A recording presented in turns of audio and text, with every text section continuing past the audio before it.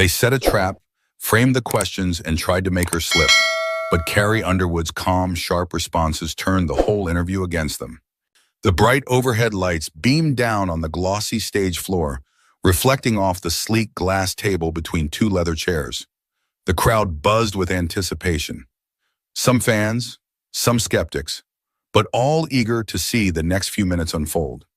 At the center of it all sat Carrie Underwood, effortlessly poised, her signature blonde waves falling over her shoulders. She wore a fitted pastel blazer over a simple white blouse. Nothing flashy, nothing loud, just enough to command attention without demanding it. She had done this 100 times before.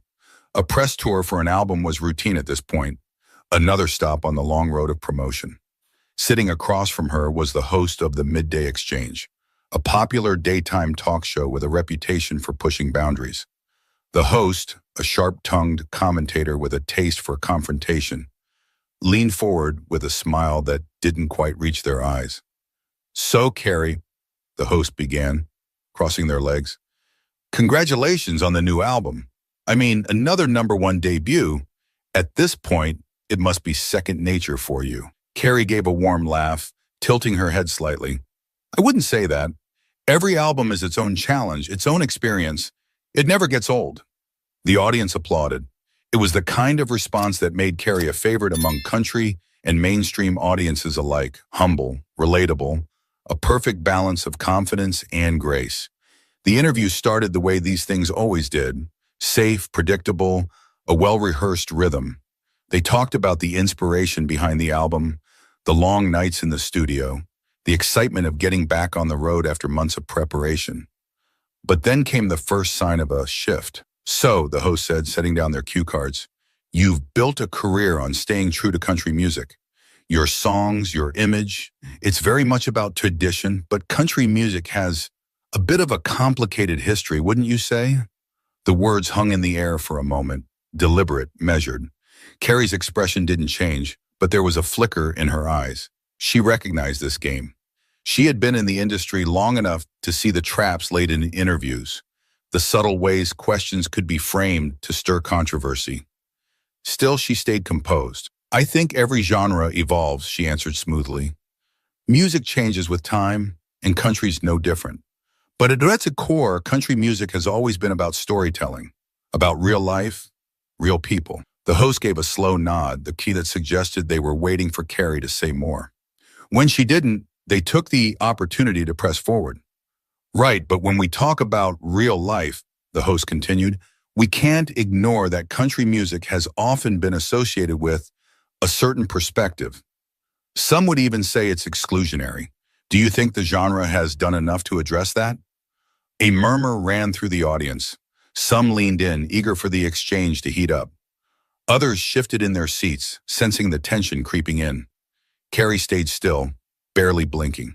She had two choices: take the bait, engage in a conversation she hadn't come here for, or handle this the way she always had, with class, with intelligence, and maybe, just maybe, with a little humor. But before she could answer, the host leaned in slightly, their voice dropping just enough to make it clear they weren't done pushing. The host adjusted their posture, placing a hand on their knee as if settling in for a deeper discussion. Their voice was calm, measured, but their eyes had a flicker of something else, anticipation. "I mean, let's be honest," they said, offering a knowing smile. "Country music hasn't always been the most inclusive genre, has it? A lot of people still see it as a space that caters to one kind of audience, one kind of message." Carrie took a slow breath, her expression unreadable. She had spent years in interviews like this, where a casual conversation about music slowly morphed into a pressure test. She smiled, but it was the kind that didn't give anything away. "Country music is for everyone," she said simply. "It's about stories, emotions, things people connect to no matter where they come from." The audience clapped, some nodding in agreement. The host, however, wasn't ready to let the moment pass so easily. "Right, but," they continued, shifting in their chair, "when you look at the bigger picture, who gets platformed, who gets celebrated, don't you think there's a bit of a pattern? Maybe even some responsibility to challenge that?" Carrie tilted her head slightly, as if considering the question. But in reality, she already knew the answer. It wasn't the first time she had heard a version of it, and it certainly wouldn't be the last. Still, she wasn't about to let someone else dictate the conversation. Well, Shadayan, she said lightly, I'd say the biggest responsibility any artist has is to make music that speaks to people. You can't force connection. People listen to what resonates with them. And that's true for every genre, not just country. The host let out a small chuckle, shaking their head. Come on, Carrie. You have to admit there's a little more to it than that. Carrie leaned forward slightly, matching the host's energy, but never losing her poise. If there is, it's a conversation worth having, she replied, her tone smooth. But it's interesting how country music gets singled out when really every genre has its own history. Rock, pop, hip-hop, they've all evolved in different ways. But country is the one that always gets put under a microscope. The audience let out a mix of applause and murmurs. It wasn't a defensive answer, but it was firm, logical. It made people think. The host's smile tightened. They were trying to steer the conversation in one direction, but Carrie wasn't making it easy. They tried again.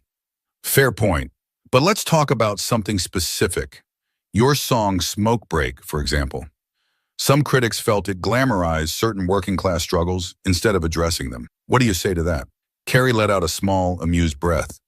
I say those critics might need to listen to the lyrics a little closer. The audience laughed, a few people clapping. Carrie continued, her voice steady but warm. Smoke Break isn't about glamorizing anything. It's about real people, real struggles. It's about the weight people carry every day and the small moments they steal just to breathe. That's not political. It's human. The audience clapped again, louder this time. The energy in the room was shifting. What had started as a subtle attempt to corner her was quickly turning into something else. But the host wasn't ready to give up just yet. They leaned in just slightly, their voice dipping lower as they prepared to deliver their next question, the one they thought would finally catch her off guard. The host tapped their pen lightly against the armrest, their smile not quite as relaxed as before. They had tried to guide the conversation in one direction, but Carrie wasn't playing it along. She was too composed, too sharp. That meant it was time to shift gears. Okay, they said, feigning a casual air. But let's talk about something bigger. You've got millions of fans, Carrie. People who listen to every word you sing, every interview you give. Don't you think that gives you a certain influence, magnetation? Carrie nodded slightly, letting the question hang for a moment before answering. I think any artist with a platform has influence, she said. That comes with the job. But I also think people connect with artists for the music first. That's what matters most. The host gave a slow nod, but there was a sharpness in their gaze now. They weren't done. Rayad, but what about when people expect more? There are artists, big names, who've used their platform to take a stand on social and political issues. Some would say country music has been slow to do that. Do you think country artists have a responsibility to speak up more? There it was, the question designed to push her into a corner. A simple yes or no wasn't going to be enough. Any answer she gave would be dissected, twisted, turned into a headline. Carrie smiled, but this time, it was the kind of smile that hinted she saw exactly what was happening. I think people speak up in different ways, she said smoothly. For some, that means using their platform for activism. For others, it means writing music that helps people feel seen. Neither one is more important than the other. The audience murmured in response. It was a balanced answer, one that avoided the trap while still making a point. But the host wasn't satisfied. They leaned forward just slightly, voice dipping lower as if inviting Carrie into a more honest conversation. But don't you think silence can be just as loud as speaking out? The room shifted. This was the moment they had been waiting for, the moment to frame Carrie as either too passive or too controversy or deceitful. But she didn't flinch. Instead, she let out a small chuckle, shaking her head. You know, it's funny, she said. I don't remember anyone asking rock artists that question in every interview, or pop stars or rappers. It's always country music that gets put under a microscope. The audience reacted instantly. Applause, laughter, a few people even whistling. The host blinked, clearly caught off guard. Carrie continued, her voice calm but firm. People assume a lot about country music, about who listens to it, about what it represents. But at the end of the day, music is music. And if people really listen, they'll hear a lot more than just what they expect. The audience erupted again, louder this time. The host shifted slightly in their chair, trying to keep their expression neutral. This wasn't going the way they had planned. But instead of backing down, they decided to double down. One last attempt to control the narrative before the interview slipped completely out of their hands.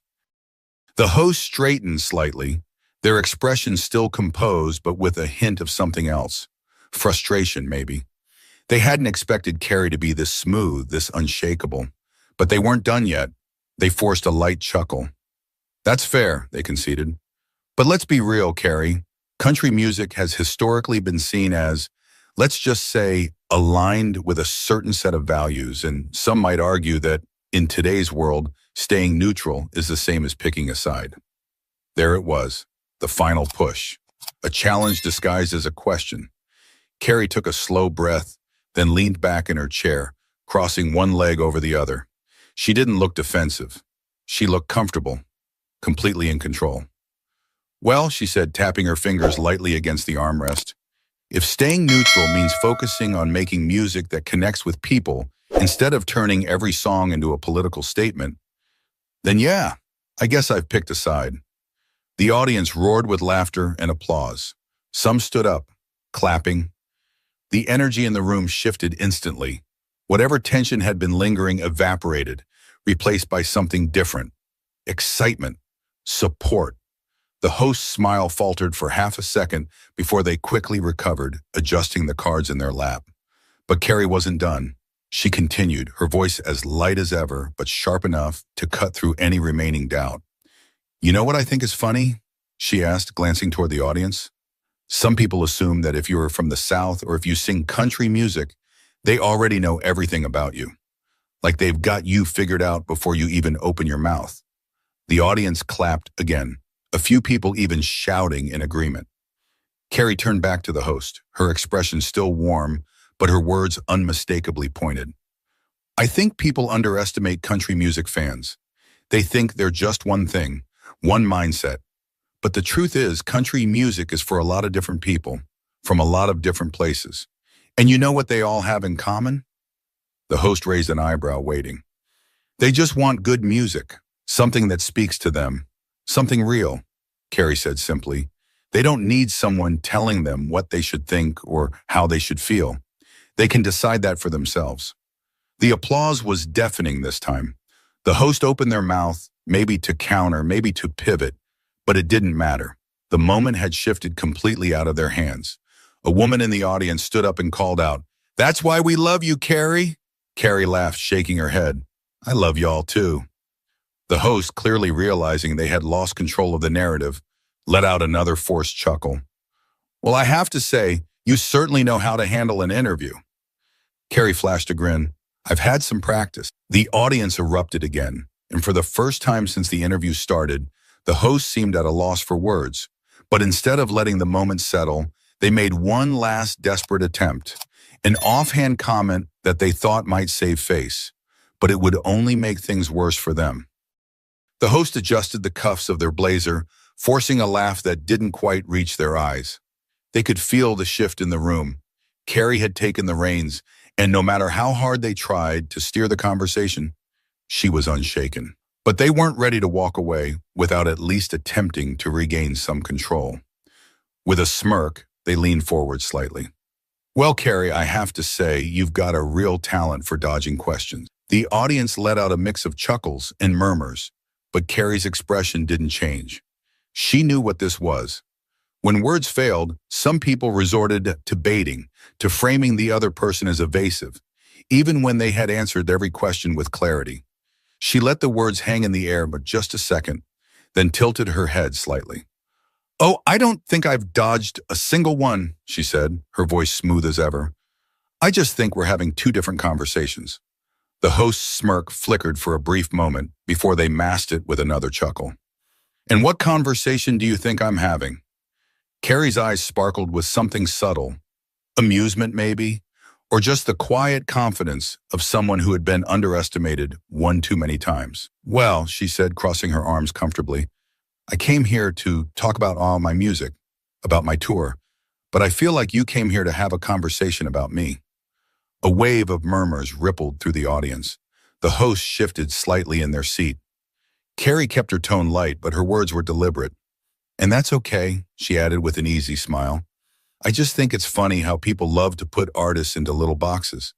You sing this kind of music, so you must think this way. You come from this part of the country, so you must believe that. But life's not that simple, is it? The audience clapped again, some nodding, others murmuring in agreement. The host forced another chuckle, but it was clear they were losing their grip. They had come into this interview expecting something else. Maybe they thought Carrie would stumble, or that she'd try to dodge or deflect. Instead, she had flipped the entire conversation on its head. They exhaled sharply and decided to try one last angle.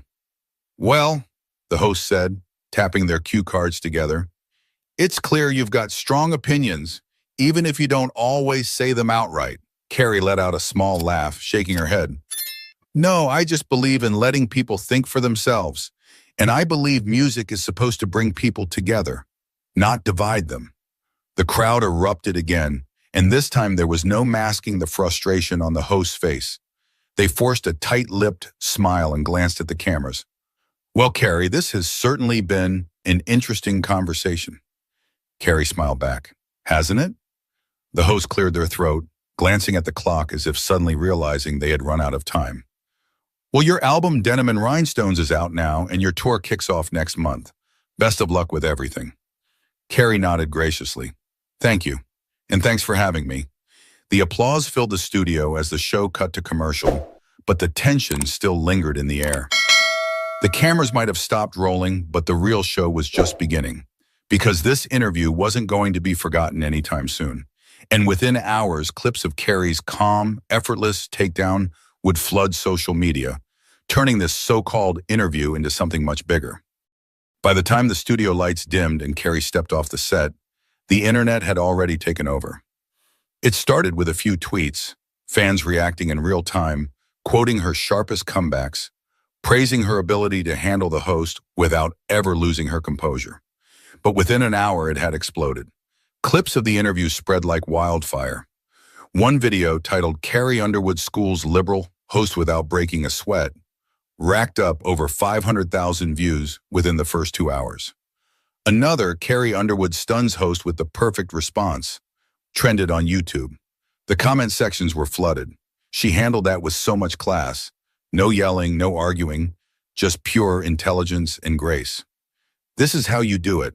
Let people talk themselves into a hole and then hit them with the truth. Notice how the host kept trying to bait her and she never fell for it?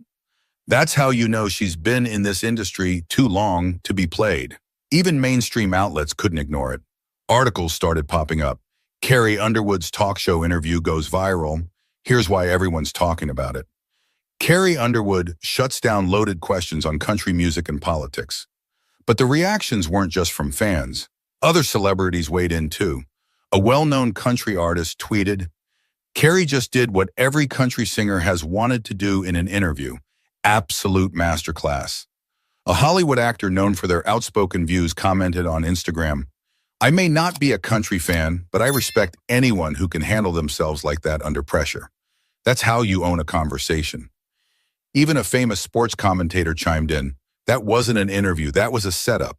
And she flipped it on them. That's what winning looks like. Meanwhile, the host of the Midday Exchange was dealing with their own fallout. Their name trended on social media, but not for the reasons they wanted. Instead of applause, they faced wave after wave of criticism. This was embarrassing to watch. They were trying so hard to trap her, and she just outclassed them the whole time. The host kept pushing some narrative that didn't exist. Carrie didn't fall for it, and they had no idea what to do when she called them out. Imagine thinking you can manipulate an artist who's been in the industry for almost 2 decades. Yikes. For the first time in their career, the host was the one under scrutiny. Viewers weren't just questioning their tactics. They were calling them out for being unprofessional, for trying to force a headline instead of conducting a real interview. The network released a carefully worded statement trying to do damage control. It claimed the interview had been a spirited discussion and that they welcomed a variety of perspectives on the show. But the public wasn't buying it. The ratings for the midday exchange were suddenly under the microscope, and not in a good way. And all the while, Carrie? She was carrying on with her day like nothing had happened. She posted a single picture on Instagram, just a casual shot of her in the green room after the interview, holding a coffee cup, her boots propped up on the table. The caption? Just another day at the office. The internet lost it. Memes flooded Twitter. GIFs of her calm, composed expressions during the interview were everywhere. Someone even edited a fake boss move sticker onto one of her interview clips, complete with dramatic music. Carrie didn't need to say anything else. She didn't need to respond to the backlash, to the headlines, to the host's weak attempts at salvaging their reputation. She had already won.